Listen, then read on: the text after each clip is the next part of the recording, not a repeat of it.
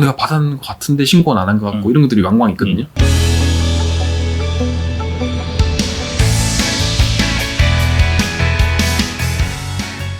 문제를 남겨주시면 답은 저희가 찾겠습니다. 찾아주세요. 네. 삼사님 찾아야죠. 네. 자, 일단 저희가 상속세 관련해서 계속 내용을 찍고 있는데 네. 당연히 부모님이 보유했던 부동산, 예금 이런 것들은 당연히 상속 재산이죠. 그런데 여러 가지 이유로 인해서 사전에 인출된 금액이 있다든지 아니면 이건 상속 재산인가 아닌가 했는데 이건 추정 상속 재산이다. 네. 이거는 사전 증여 재산이다 해서 네. 합산이 되고 있는데 네. 이 두 가지에 대해서 조금 알아보도록 하겠습니다. 자, 일단은 말도 어렵지만 추정 상속 재산 어떤 개념으로 이해하면 될까요? 추정은 진짜 이건 있는 그대로예요. 나는 네가 받은 걸로 추정할게. 그러니까 나는 여기서 국세청이겠죠. 네. 나는 이게 인출됐는데 네가 어디에 썼는지 말 안 하면 당연히 난 네가 받았다고 생각할 거야. 라고 하는 게 추정하는 거예요. 대표적으로 이제 뭐 부모님 통장에서 그렇죠. 돈이 뭐 한 5억이 빠져나갔네. 근데 이거는 어디 갔는지 몰라. 네. 자식들도 내가 안 썼어. 네. 받은 적도 없어. 네. 근데 이거를 상속 재산에 포함하겠다. 이 개념인 거잖아요. 그렇죠. 근데 좀 사실 좀 억울한 감도 있어 보이긴 해요. 이게 진짜 억울한 게 이런 경우들이 저는 왕왕 있었어요. 상속인 분들은 나 안 받았는데 아버님이 현금을 막 인출하셨는데 내연녀분한테 갈 수도 있어요. 그렇죠. 근데 내연녀분한테 갔다고 추정은 하지만 입증은 불가한 경우들이 왕왕 있거든요. 내연녀가 짠 나타서 내가 받았다 이러면은 그럴 이해될까요? 경우는 잘 없어요. 예, 없죠. 그러면 이제 상속인분이 울며 겨자 먹기로 네. 추정 상속재산에 대해서 상속세를 고스란히 내셔야 되는 경우들이 있었어요. 자, 그래서 이제 보통 흔히들 돌아가시면 통장을 좀 그런 말이지만 깐다. 네, 통장을 가지고 까가지고 계좌를 확인한다. 뭐 하는데 도대체 어디까지 확인하고 어떻게 보는지 그거 좀 설명해 주시죠. 이게 사실은 세무사님들도 이제 이 경험이 많으신지는 잘 모르겠어요. 그러니까 상속세 조사에 이게 처음이자 끝일 수도 있거든요. 네. 물론 이제 뭐 평가 방법 이런 부분들은 기계적인 부분이고 법적인 부분인데 이 추정 상속재산, 그다음에 사전증여재산이라는 걸 찾는 영역은 사실상 진념에 가까운 과정이에요. 10년치의 계좌를 다 깔 거예요. 상속인 분이랑 돌아가신 분들의 계좌를. 그러면 돌아가신 분 계좌에서 인출된 금액이 상속인들 계좌에 입금이 됐는지 아니면 차곡차곡 빠져나갔던 현금이 쌓여가지고 어느 일시점에 갑자기 상속인 계좌에 고액 현금이 입금된다든지를 통해서 사전증여를 잡아내거나 혹은 추정상속재산을 검토하거든요. 이게 이제 조사의 꽃입니다. 우리 정 세무사님 뭐 조사국에 있을 때부터 이런 거를 많이 해봤기 때문에 나는 알고 있다. 그래서 당연히 세무신고도 맞춰서 잘 해주실 거라 믿고요. 자, 깊이 한번 더 들어가 볼게요. 조금만 더 깊이 들어가면 이제 추정상속재산은 기준이 있어요. 다 너의 책임으로 돌리지 않아요. 막 소소하게 100만 원, 200만 원 인출된 것까지 야 말해봐. 모르겠는데요. 그럼 과세. 이게 아니거든요. 그렇죠. 1년에 2억. 2년에 5억 이상 인출된 금액이 있거나 갑자기 채무가 발생된 금액이 있거나 부동산을 매각한 금액이 있는 경우 그 돈을 어디 썼는지를 물어보는데 기준이 있어요. 한 번만 더 할게요. 1년에 2년, 2억, 2년에 5억. 되게 중요한 숫자입니다. 1년에 2억, 2년에 5억이라고 하셨는데 제가 그러면 이런 질문을 해볼게요. 1년 동안 봤더니 아버님이 현금을 한 1억 뺐고요. 네. 그 다음에 5년 동안 봤더니 3억을 뺐어요. 네. 자, 그러면 이제 대상이 아니잖아요. 아니죠. 네. 근데 봤더니 대출을 받으신 게 있어요. 대출을 갖다가 1년에 받은 게 3억을 받았어. 그러면은 이거는 어떻게 계산을 해야 되나요? 1년에 3억. 그러면 이제 그 채무를 부담한 3억의 출처가 그냥 예금에 들어있으면 상관없는데 그게 없어졌네? 그럼 또 그것도 추정이죠?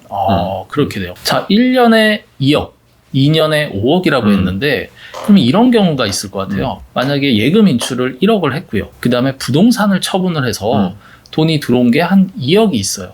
그럼 총 3억이잖아요. 네.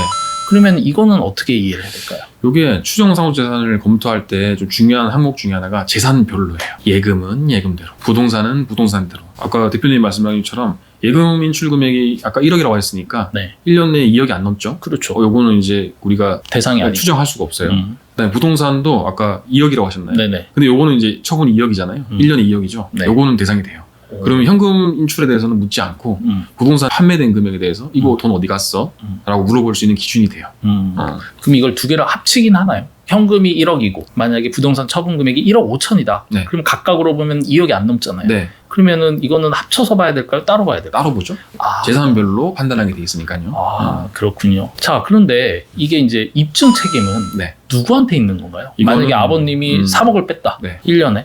그러면 이거에 대한 입증은 누가 해야 되나요? 근데 이거 되게 어려운데 사실 국가에서 책임을 미룬 거예요. 미룰 수밖에 없어요. 나는 갑자기 서류상으로 사망자가 나왔고 그다음에 예금 인출이 3억이 됐어. 우리는 아무것도 몰라. 왜 인출됐는지. 그렇죠. 가장 잘할 수 있는 상속인들이 이걸 소명해. 근데 미안한데 못하면 과세할 수밖에 없습니다. 라고 말씀드리는 겁니다. 네. 자, 그러면 입증 책임은 결국에는 상속인들한테 그렇죠. 있다는 얘기인데 네. 이것과 좀 다르게 지금 이제 뒤에 얘기 드릴 게 이제 사전 증여 재산이에요. 네. 사전 증여 재산은 입증 책임이 국세청에 있다. 무조건 구세청 있죠. 네, 그러면은 사전 증여 재산은 도대체 무엇이고 어떤 부분으로 이해해야 되는지 한번 설명해 주시죠. 사전증여재산은 상속 개시일 전 10년 이내에 혹은 5년 이내에 돌아가신 분이 상속인한테 증여한 가액. 근데 상속인은 10년을 포함하고요. 상속인 외자는 5년간의 증여재산을 포함하게 돼 있어요. 네네. 근데 일반적으로 만약에 그걸 받을 때 증여세 신고를 했다라고 하면 고민할 게 없이 그냥 포함되는 거예요. 그렇죠. 근데 우리 의뢰인분들도 좀 찝찝해하거나 이런 부분들이 내가 받았는 것 같은데 신고는 안 한 것 같고 이런 것들이 왕왕 있거든요. 그럼 계좌를 열어보면 10년 이내 혹은 5년 이내에 적요로 안에 예금 인출될 때 누구누구 아무개가 자녀일 수도 있고 막 여러 가지 적요란들이 있잖아요. 그렇죠. 그러면 저도 경험상 볼 때 진짜 눈이 시뻘거지게 상속인들이 받았을 걸로 예상되는 금액들 찾아내요. 아버님이 막 인출하시거나 하시면 그 돈이 아버님 인출을 확인돼. 그럼 이제 상속인 분들 중 계좌에 비슷한 시기에 입금됐는지를 확인해 보거든요. 그래서 사전 증여가 맞는지 안 맞는지를 계속 소명 요청을 드리는 작업을 계속하죠. 아까 전에 이제 추정 상속 재산을 1년에 뭐 2억, 2년에 5억이라고 했는데 이걸 이제 부모님이 아신 거지. 그래서 2년 이내는 건드리지 말자. 근데 이제 미리 준비를 하신 거죠. 한 5년, 6년 차쯤에 본인이 한 5억, 6억을 뺐어. 야, 이건 추정 상속 재산에 안 들어가. 왜냐면 기간이 포함이 안 되니까. 그렇죠. 그렇게 해도 이거는 사전 증여 재산이 되는 거고. 네, 확인되면. 근데 다행인 거는 이거에 대해서는 입증 책임이 국세청에 있다. 순전히 구세청에 있죠. 한번 좀 노려본다 그러면 이쪽이 좀 나을 것도 같은데. 그럴 수 있죠. 그래서 이제 본인의 이제 재산 현황을 보고 증여를 뭐 미리 좀 해라 뭐 이런 얘기들이 다 그런 것 같아요. 근데 이런 얘기들이 있어요. 그러면 사전증여재산 10년 본다고 했잖아요. 그럼 10년이 넘으면 네. 포함이 무조건 안 되는 건가요? 예, 10년이면 안 돼요. 근데 우리가 10년만 알고 있는데 아무리 워낙 10년을 주장하니까. 그렇죠. 근데 여기서 좀 생각해봐야 될 게 증여세 과세할 수 있는 기간은 15년이에요. 무신고하면. 그래서 만약에 15년치의 금융기자를 깠을 때는 10년까지는 상속재산에 포함되지만 그 5년의 기간이 있잖아요. 네. 이거는 상속재산에 포함은 안 되지만 증여세는 과세가 돼요. 근데 가산세가 어마어마하겠죠. 15년 전 거니까. 네네. 이거 좀 주의하셔야 됩니다. 자, 그러면 우리 정삼사님 이 영상 보고 네. 그래? 내가 지금 한 65세인데 뭐 15년은 거뜬할 것 같아. 자, 지금 증여를 해버려야겠다. 물론 신고 없이. 그렇게 하면은 사전 증여 재산도 안 되고 그 다음에 15년이라는 증여세 부과 기간도 지나버리니까 그럼 지금쯤 하면 되나? 이런 생각할 수 있는데 안 걸리면 가능하신 생각이긴 해요. 왜냐면 안 걸리면 국가에서는 이게 과세할 수 있는 기간을 정해놨어요. 왜냐면 공소시효가 있는 것처럼 네네. 범죄인들에게 좋은 건 아니지만 어느 시간이 지나면 이게 없어지잖아요. 증여세도 무신고했을 경우에는 15년까지만 과세할 수 있다는 기준을 만들어놨어요. 15년 동안 과세 못한 거는 사실은 이렇게 말해도 될까요? 구세청의 책임이죠. 너희들이 과세하지 않은 거에 대한. 법을 그렇게 만들었으니까. 네, 만들었죠. 예측 가능성이 있어야 되니까 언제까지 두려워할 수는 없잖아요. 제가 여담으로 얘기했는데 너무 진심으로 받아들여서 답변을 하셨는데 뭐 이런 분들은 많지는 않을 것 같고요. 자, 그러면 이제 이 추정상속재산, 사전증여재산과 관련해서 이런 질문들 많이 하세요. 사위 며느리에게 사전 증여하면 절세가 된다. 자, 이런 얘기들이 있는데 이거는 어떤 이유에서 얘기가 나온 걸까요? 이건 충분히 가능한 얘기예요. 저도 한 번씩 설명드리는데 우리 문화에서 납득되기가 좀 쉽지 않아서 그렇지. 본인도 사위잖아요. 네, 저도 사위이기도 해요. 근데 와이프는 며느리인데 저희 아버지 입장에서도 나한테 돈을 주고 싶긴 한데 세금이 많아요. 그러면은 고액의 재산이 있으신 분들은 이거 지금 아들한테 주면은 내가 오래 살 날이 얼마 안 같은데 분명히 상속재산에 포함될 거야. 그러면 이걸 며느리한테 만약에 주거나 사위한테 주게 되면 상속 개시로부터 5년 이전이게 되면 포함이 안 되잖아요, 상속재산에. 기간이 10년이 아니고 5년으로 네, 보기 5년으로 때문에. 바뀌니까. 그래서 재산이 많으신 자산가분들은 며느리랑 사위한테도 조금 분산을 해요. 그러면은 증여세는 물론 내지만 이게 고액의 상속세율에 적용 안 될 수도 있거든요. 왜냐 합산이 안 될 거니까. 그건 물어볼 만해요. 일단은 뭐 지금 얘기는 이제 보통 본인의 상속세율이 50%에 되시는 분들, 그리고 증여를 자녀에게 이미 10년 동안 많이 해서 세율이 너무 높다. 그럼 이제 배우자, 그들의 배우자에게 이제 증여하는 방법이 있다라는 건데 사실 여기서 한 단계 더 나가잖아요. 그거는 왜 얘기를 안 하실까요? 그게 조금 조심스럽긴 한데 만약에 며느리한테 줬어요. 근데 며느리가 또 우리 아들한테 줄 수 있잖아요. 그렇죠. 불가능 부부니까 6억까지 줄 수 있어요. 그럼 며느리가 시어머니로부터 혹은 시아버지로부터 증여를 받아요. 5년 전에.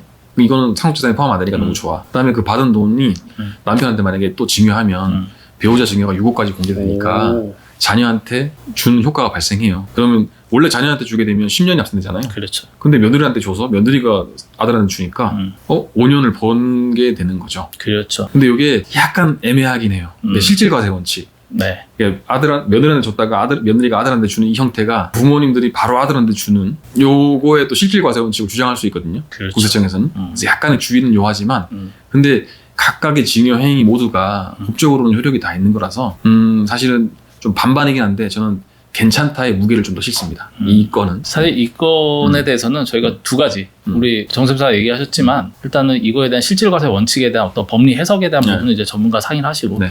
근데 저는 두 번째로 네. 며느리에게 네. 또 이거 네 남편 다시 줘야 된다 했는데 이제 안 주겠다. 네. 이제 그래서 이게 제가 아무리 상담을 해도 저 네. 한 번씩 상담하거든요. 이렇게 하시면 괜찮아요 라고 하면 근데 며느리 사위한테 고액의 자금을 주는 게 좀 싫으세요 보통. 부담스럽죠. 네, 부담스러워요. 내 아들한테 주고 싶은데 아무래도 자식 같은 며느리가 없는 것 같아요. 이렇게 얘기하면 이제 또 논란이 생기니까. 네. 자 일단은 뭐 절세는 가능하나 가족 간의 관계를 해칠 수 있기 때문에 네. 좀 조심하셔라. 조심하셔야 됩니다. 네, 이 정도로 마무리하고요. 오늘 일단 추정 상속 재산 그다음에 사전 증여 재산에 대해서 좀 알아봤고요.